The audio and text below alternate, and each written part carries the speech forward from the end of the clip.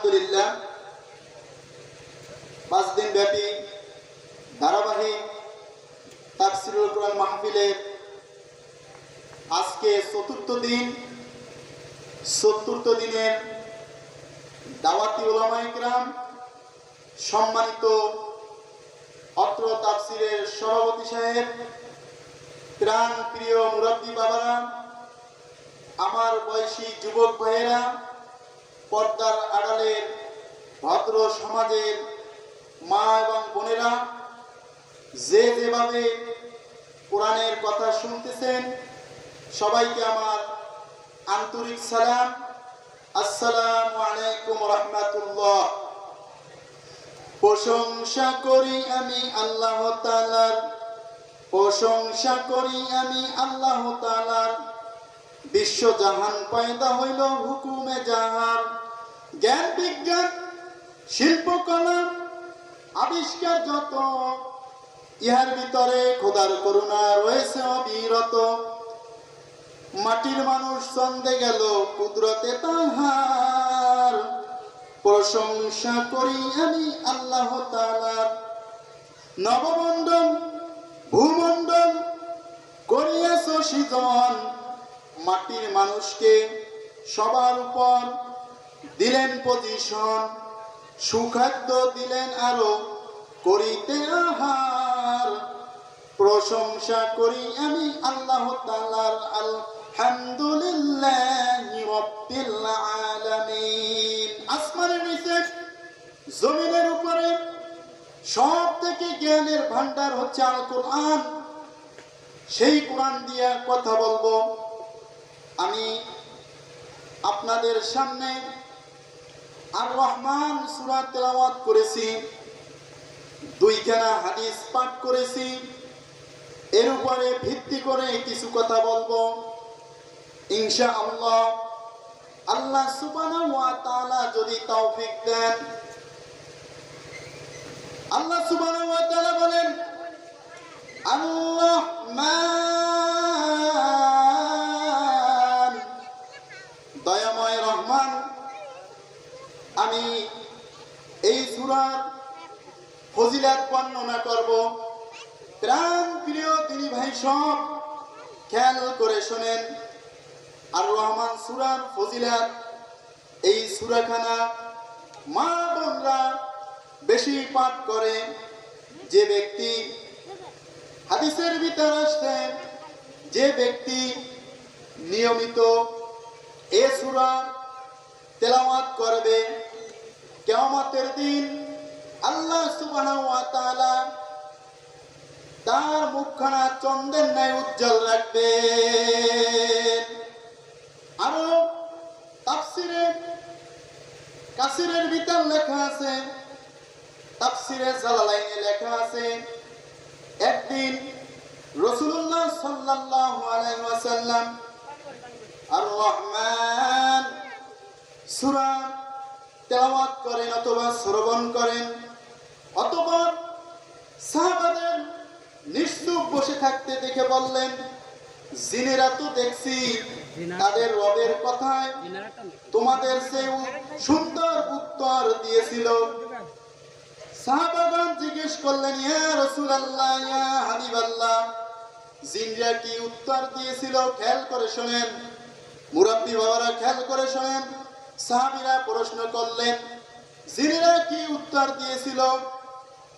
বললে, জিনেরা বলছে, আমরা সব কিছু বিশ্বাস করি, আমরা রবের কথা কোনো কথা অবিশ্বাস করি না, সব কথা বিশ্বাস করি।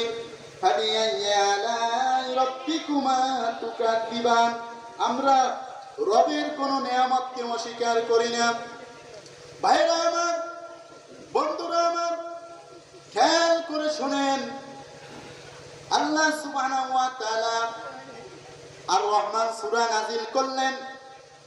রহমান সূরার ব্যাখ্যা হলো, আয়াতটি যখন নাজিল হলো, মক্কার বড় বড় কাফেররা আবু জাহেল, ওয়ালিদ, উতবা, শাইবা কাফেররা বলতে লাগলো, হে হে মুহাম্মদ, আমরা তো রহমান বলতে ইয়ামামার রহমানকে বুঝি। আমরা তো রহমান বলতে ইয়ামামার রহমানকে বুঝি। হে মুহাম্মদ, তাকে মাথা নত করি, তাকে ছাড়া অন্য কাউকে আমরা মাথা নত করতে পারি না। জোরে জোরে বলেন নাউজুবিল্লাহ। আমার মালিক আল্লাহ সুবহানাহু ওয়া তাআলা বলেন, হে নবী আপনি বলে দেন আর-রহমান, আমি হলাম দয়াময় রহমান আল্লাহ। আল্লাহ দয়াময় হে খোদা, আল্লাহ দয়াময় হে খোদা, করুণাকামী রহমান, তুমি দয়ালু, তুমি দাতা, তুমি মেহেরবান, করুণাকামী রহমান।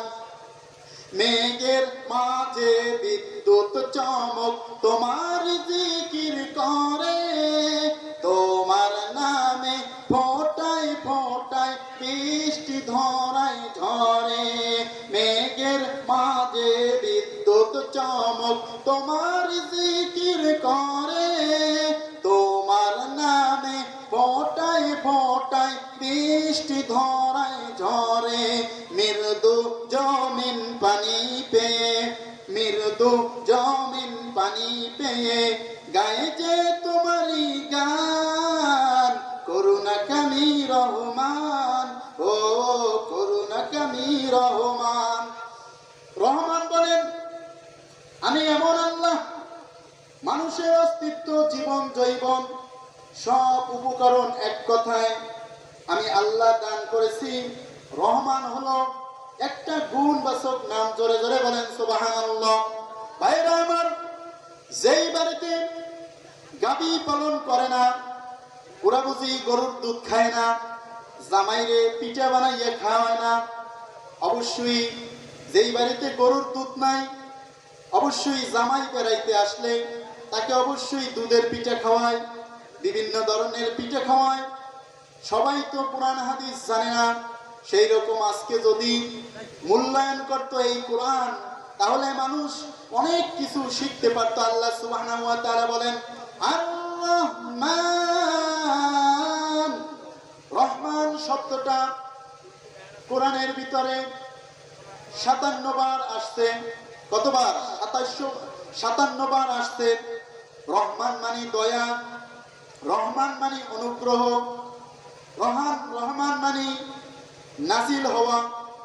এই রহমান আমাদের সব কিছু দেয়। একটু জিকির করি লা ইলাহা ইল্লাল্লাহ, জোরে লা ইলাহা, লা ইলাহা ইল্লাল্লাহ, লা ইলাহা ইল্লাল্লাহ, লা ইলাহা। আল্লাহ নাম আমি যতই পড়ি ততই মধুর লাগে, ওই নামে এত মধু তাগে জানি তো আগে। লা ইলাহা ইল্লাল্লাহ, লা ইলাহা, লা ইলাহা ইল্লাল্লাহ, লা ইলাহা। মানব বানাইছে যিনি, মানব সম্পর্কে জানি তিনি। আল্লাহ কাউকে হাসান, কাউকে কাঁদান, আল্লাহ কাউকে রাজা বানান, আল্লাহ কাউকে ফকির বানান। এই হচ্ছে আমার রহমান। জোরে বলেন সুবহানাল্লাহ, আরো জোরে বলেন সুবহানাল্লাহ। এরপরে আসেন আল্লামাল কুরআন, তিনি আমাদের কোরআন শিক্ষা দিয়েছেন। ভাইরা আমার, বন্ধুরা আমার, এই কোরআনুল কারীম আপনার আমার জন্য একটা রহমত। এটা একটা হেফজখানা, এখানে সব সময় কোরআনুল কারীম তেলাওয়াত করা হয়, ঠিক না বেঠিক? সেজন্য আমি চিন্তা করে দেখলাম এই এলাকায় একটি হেফজখানা আছে এবং এলাকার ছেলেরা বিভিন্ন জায়গা থেকে আসে, কোরআন পড়ে, সেজন্য কোরআন সম্পর্কে কথা বলি, কারণ সবচেয়ে দামি কথা হচ্ছে কোরআনুল কারিমের ভিতর। আমি যে বিষয়টা আলোচনা করব তার ভিতরে পাবেন কোরআন কি এবং কেন, কোরআনের মুজিজা কি, কোরআন মানলে লাভ কি, না মানলে ক্ষতি কি, এই কোরআন থেকে জাতি জুড়ে যাওয়ার কারণ কি, এই সম্পর্কে যদি আমি ব্যাখ্যা করি হাত্তা মাতলাইল ফাস, ফজর হয়ে যাবে কিন্তু ব্যাখ্যা শেষ হবে না। ভাইরা আমার, বন্ধুরা আমার, কোরআন কি এবং কেন? কোরআন হচ্ছে আপনার আমার জন্য লাইফ কনস্টিটিউশন, নারী পুরুষ যারা রয়েছে সবার জন্য কোরআন হচ্ছে সংবিধান। আল্লাহ সুবহানাহু ওয়া তাআলা বলেন আনজালাহু বিইলমিহি, আমি আমার জ্ঞান দিয়া কোরআন রচনা করেছি, বলেন সুবহানাল্লাহ। আল্লাহ সুবহানাহু ওয়া তাআলা বলেন আল মালাইকাতু ইয়াশহাদুন, ফেরেশতারা তোমরা সাক্ষী থাকো। আল্লাহ সুবহানাহু ওয়া তাআলা বলেন, ফেরেশতাদের জবাবটা আল্লাহ কোট নোট করে কোরআনে তুলে দিলেন। ওরা বলছে ওয়াকাফা বিল্লাহি শাহিদা, সাক্ষী হিসেবে আল্লাহ আমরাই যথেষ্ট, বলেন সুবহানাল্লাহ। এই কোরআন প্রত্যেকের ঘরে ঘরে আছে, ঠিক না বেঠিক? এই কোরআন হেফজখানায় আছে, এই কোরআন আলিয়া মাদ্রাসায় আছে, এই কোরআন মসজিদে আছে, এই কোরআন প্রত্যেকটি বাড়িতে রয়েছে। এরপরে এই কোরআনের কথা সবাই জানে। এই কোরআনের ভিতরে একটা কথা আছে সালিকাল কিতাব লা রাইবা ফি, এর অর্থ হচ্ছে এই কিতাবের ভিতর কোনো ভয় নাই, এই কিতাবের ভিতর কোনো ভুল নাই, এই কিতাবের ভিতর কোনো ত্রুটি নাই, এই কিতাবের ভিতর কোনো সন্দেহ নাই। সবাই জানে না? সবাই জানে, কিন্তু এই কোরআনের আইন সবাই মানতে চায় না। কিছু কিছু মানুষ এই কোরআনুল কারিমের আইন মানতে চায়। ভাইরা আমার, আমি একটা গল্প দিয়ে আলোচনা শুরু করব। গল্পটা লোক আপনারা যতই হন না কেন খেয়াল করে শুনবেন। মনে করেন আমাদের এলাকায়, এই এলাকায় মাছ ধরে বেশি, যারা মাছ ধরে অনেকে ভালো ফার্স্ট ক্লাস জাল খাওয়াইতে পারে, অনেকে আবার পারে না। তা সন্ধ্যাবেলা হলে অনেকে আছে জাল মাছ ধরবে সেজন্য বের হয়, ঠিক নেবে ঠিক। আবার দিনেও আছে অনেকে মাছ ধরবে সেজন্য বের হয়। তা যদি কেউ রাত্রবেলায় মাছ ধরতে বের হয়, লাইট নেয়, আমাদের বরিশালের ভাষায় বলে ব্যাগ, এই ব্যাগগুলো নেয়, ওর মনের টার্গেট যে ছোট হোক বড় হোক মাছ পাইতে পারি, ঠিক না বেঠি? আমরা মাছ পাইতে পারি কি, ঠিক না? ভাবে কি না? যে ফার্স্ট ক্লাস যে চাচায়, যে যুবক জাল খেয়াও দিতে পারে, ওই ব্যক্তি কিন্তু ভালো মাছ পায়। আর যে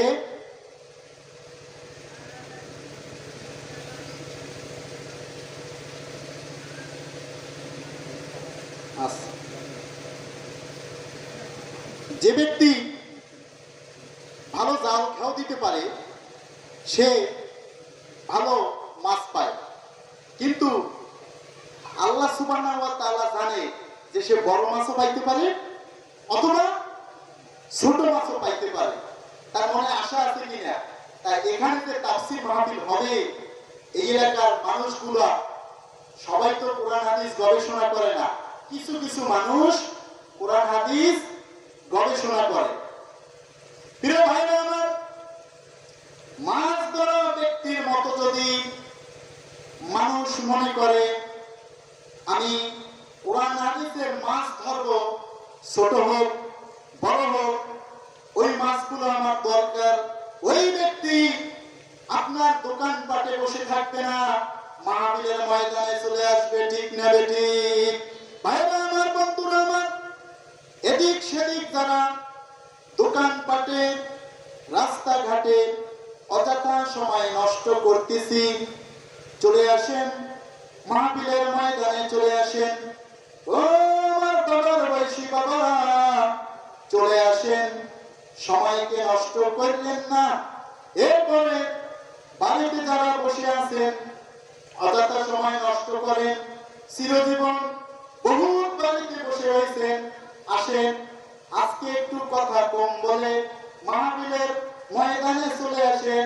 হয়তো আল্লাহ সুবহানাহু ওয়া তাআলা আপনাকে একটা নাজাতের ব্যবস্থা করে দিতে পারেন।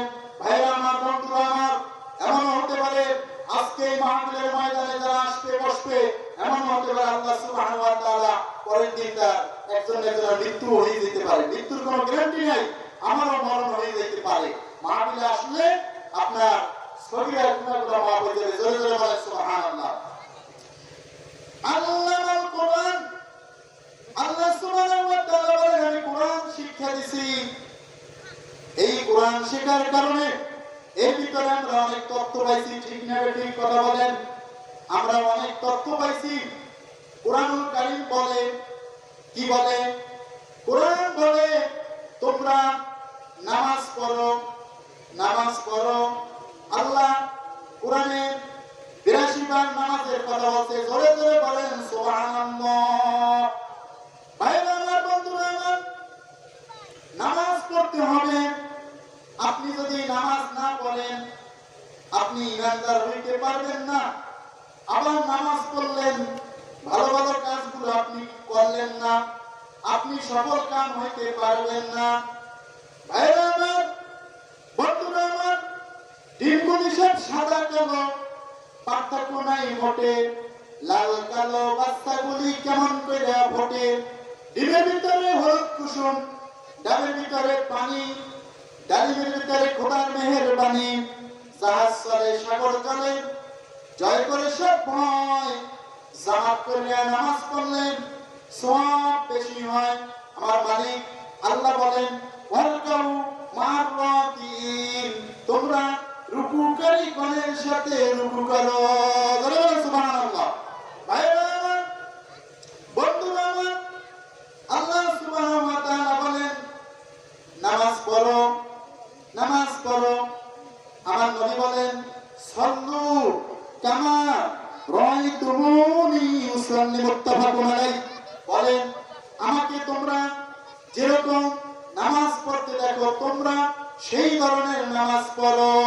অতএব নামাজ কিভাবে পড়া লাগে মসজিদের ইমাম সাহেবের কাছ থেকে শিখবেন। আমাদের ম্যাক্সিমাম নামাজের ভিতরে অনেক ভুল হয়। ইমামের কাছ থেকে এগুলা ট্রেনিং নেবেন, শিক্ষা অর্জন করবেন। নামাজ নামাজ আল্লাহ সুবহানাহু ওয়া তাআলা কোরআনের ভিতর একবার না দুইবার না 82 বার নামাজের কথা বলেন। বাবাজানরা আপনারা অবশ্যই জানেন। মাশাআল্লাহ। আমার জীবন জৈবন সব হারালাম পাপের পথে হায়, এখন শেষে বয়সে লাঠি হাতে নামাজ পড়তে যাই। আমার জীবন জৈবন সব হারালাম পাপের পথে হায়, এখন শেষে বয়সে লাঠি হাতে নামাজ পড়তে যাই। দিন কাটে মোর রাত কাটে না, পাপের ভাবনায় ঘুম আসে না। দিন কাটে মোর রাত কাটে না, পাপের ভাবনায় ঘুম আসে না। মরণ পরে কবর মাঝে হবে কি উপায়, এখন শেষে বয়সে লাঠি হাতে নামাজ পড়তে যাই। এখন শেষে বয়সে, বলেন এখন শেষে বয়সে লাঠি হাতে নামাজ পড়তে যাই। গভীর ধ্যানে ভেবে দেখি পাপ জীবনে রাশি রাশি। গভীর ধ্যানে ভেবে দেখি পাপ জীবনে রাশি রাশি। পরকালে নাজাত পাওয়ার আমল আমার নাই, এখন শেষে বয়সে লাঠি হাতে নামাজ পড়তে যাই। দিন কাটে মোর থরে থরে, দিন কাটে মোর থরে থরে। দুচোখ বেয়ে অশ্রু ঝরে, হাসর মাঠে মাঠে নদীর পাশে হবে কি মোর ঠাই, এখন শেষে বয়সে লাঠি হাতে নামাজ পড়তে যায়। ভাইরা আমার, বন্ধুরা আমার, মা বোনরা খেয়াল করে শুনবেন, মাইকের আওয়াজ যত দূরে যায় কাজের ফাঁকে ফাঁকে এই কথাগুলো শুনবেন। হয়তো আপনি ছোট বড় কোনো মাছ পেয়ে যেতে পারেন, এই মাছগুলো আপনার জীবনে উপকারে আসবে, কল্যাণে আসতে পারে। ভাইরা আমার, বন্ধুরা আমার, আল্লাহ বলে নামাজ পড়ো, শয়তান বলে নামাজ পড়ে লাভ নাই, সময় নষ্ট হবে, বলেন নাউজুবিল্লাহ। আল্লাহ বলে ব্যবসা করো, শয়তান বলে সুদে টাকা লাগাও। আল্লাহ বলে তোমরা ভালো ভালো কাজ করো, শয়তান বলে কাজ করে লাভ নাই, সময় নষ্ট হবে। আল্লাহ বলে টাকা থাকলে বিবাহ করো, শয়তান বলে টাকা থাকলে জিনা করো, খরচ কম হবে। কারণ বিয়ে করলে পরের মেয়ে তোমার বাড়িতে এনে খাওয়ানো লাগবে, ব্যয় করা লাগবে। ও বোঝে না এই অপরের একটা মেয়ে তুমি যখন বিবাহ করলা, এর মাধ্যমে তোমার নেকি হয়, বিভিন্ন প্রকার সদকায়ে জারিয়া হয়, বলেন সুবহানাল্লাহ। আল্লাহ সুবহানাহু ওয়া তাআলা বলেন আনফুসাকুম ওয়া আহলিকুম নারা, নিজে আগে দুজনের আগুন দিয়ে বাঁচো, এরপর তোমার আহালকে বাঁচাও। শুধু নিজে নামাজ পড়লে হবে না, মেয়েকে নামাজের কথা বলতে হবে, ছেলেকে নামাজের কথা বলতে হবে। কথা কি বোঝা যাচ্ছে? এরপরে সবাইকে যতটুকু সম্ভব নামাজের কথা বলতে হবে। আল্লাহ সুবহানাহু ওয়া তাআলা বোঝার তৌফিক দান করুক, সবাই বলেন আমিন। আমি আপনাদের সামনে ব্যাখ্যা দিয়েছিলাম আল্লামাল কুরআন। আল্লাহ সুবহানাহু ওয়া তাআলা বলেন আমি তোমাদের কোরআন শিক্ষা দিয়েছি। বাবারা, মায়েরা, এই এলাকায় একটি হেফজখানার মাহফিল, মসজিদের উদ্যোগে মাহফিল, এই এলাকার মানুষগুলা হেফজখানার ছাত্র দেখলে যে বাবারা কোরআন পড়তে পারে না তাদেরকে কিন্তু মহব্বত করে, তাদেরকে ভালোবাসে, বলে বাবা তোমার কয় পারা হয়েছে, তুমি কতটুকু পড়েছো, বসো এক কাপ চা খাও। ওই ওর যদি সময় থাকে চাচা জানের কথা চা খাইতে বসে যায়, অথবা সময় না থাকলে বলে চাচা জান আমাকে তো ওস্তাদ পড়া দিয়েছে, আমার ওই আমুকটা মুখস্থ করতে হবে, আমার মাদ্রাসায় যেতে হবে, আমার চা খাওয়ার টাইম নেই, আমি গেলে আমার ওস্তাদ পড়া না হইলে আমাকে পিটাবে। অথবা মায়েরা বোনেরা হেফজখানার ছোট ছোট বাচ্চাদের দেখলে মহব্বত করে। আমি জানি, আমি বিভিন্ন জায়গায় মসজিদে নামাজ পড়াইছি, দেখছি মানুষ আমাকে অনেক মহব্বত করতো, মা বোনরা খুব ভালোবাসতো। এর একটা মাধ্যম হচ্ছে কোরআন, বলেন সুবহানাল্লাহ। কোরআনের কারণে এত ইজ্জত। মা বোনরা হেফজখানার ছেলেদের দেখলে ঘরের ভিতর যে খাবার থাকে অনেক সময় ছেলেদেরকে না দিয়া, মেয়েদেরকে না দিয়া ওই ছোট এতিম বাচ্চা ছেলেটাকে দেওয়ার চেষ্টা করে। কারণ সে বোঝে যে আমি তো মারা যাব, আমার তো একটু নেকির দরকার, এই ছেলেটা অবশ্যই আমার জন্য দোয়া করবে, ওর মা নাই, ওর বাবা নাই, এই হেফজখানায় গাজীকালু এসে থাকে, ওকে তো আমাদেরই দেখতে হবে, তাই না? এগুলো ভাবে কি না? ভাবে।